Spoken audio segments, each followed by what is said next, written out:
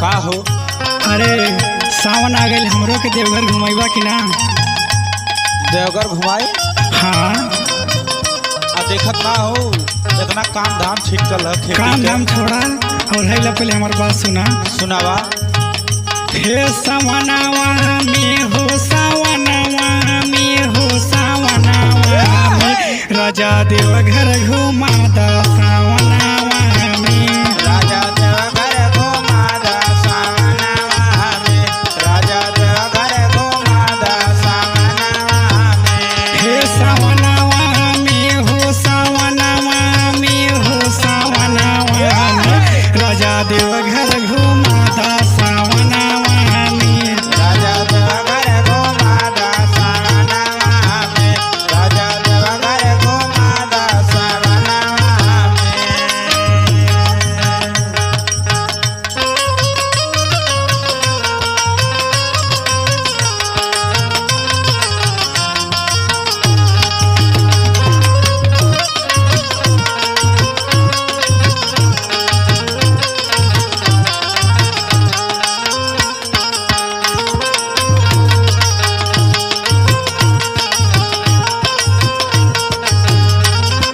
मनवा के आस हम तोहरे पुराई। तोहरे पुराइल हो तोहरे पुराइल। तोहरे पुराइल हो तोहरे पुराइल। गांजा या भांग हम तोहके पियाई। तोहके पियाइब हो तोहके पियाइब।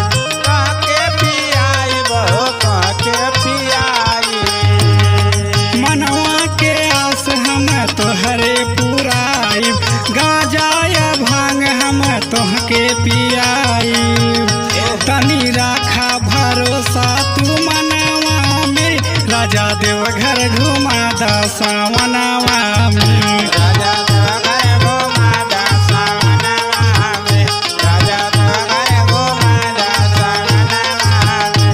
हे सावनावा में हो सावनावा में हो सावनावा में।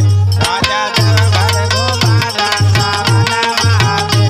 राजा देवघर घुमा दा सावनावा में। हाई देखत हवा। का? अरे बदरो उदरो घेरले बा और झिम बरसी होता, बहुत मजा आई। खाली एक बार चला ना। रिम झिम बरसेला सावन बदरिया। सावन बादरिया हो सावन बादरिया। सावन बादरिया हो सावन बादरिया। बड़ी मन भावेला देवघर नगरिया। देवघर नागरिया हो देवघर नागरिया। देवघर नागरिया हो देवघर नागरिया। रिम झिम बरसेला सावन बदरिया। बड़ी मन भावेला देवघर नगरिया। सुना बोला। लिहा जलवा तू ढारिया साथनवा में राजा देवघर घुमा दा सावनावा में। राजा देवघर घुमा दा सावनावा में। राजा देवघर घुमा दा सावनावा में। हे सावनावा में हो सावनावा में हो सावनावा में राजा देवघर घुमा दा सावनावा में। राजा देवघर घुमा दा सावनावा में। राजा देवघर घुमा दा सावनावा में।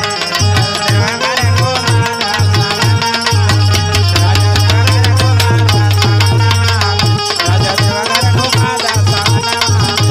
राजा देवघर घुमा दा सावनावा में। राजा देवघर घुमा दा सावनावा में। ना घुमाइवाना तो सचिन राइट के साथ डीजे पे चल जा। अरे घुमा देव घबरा।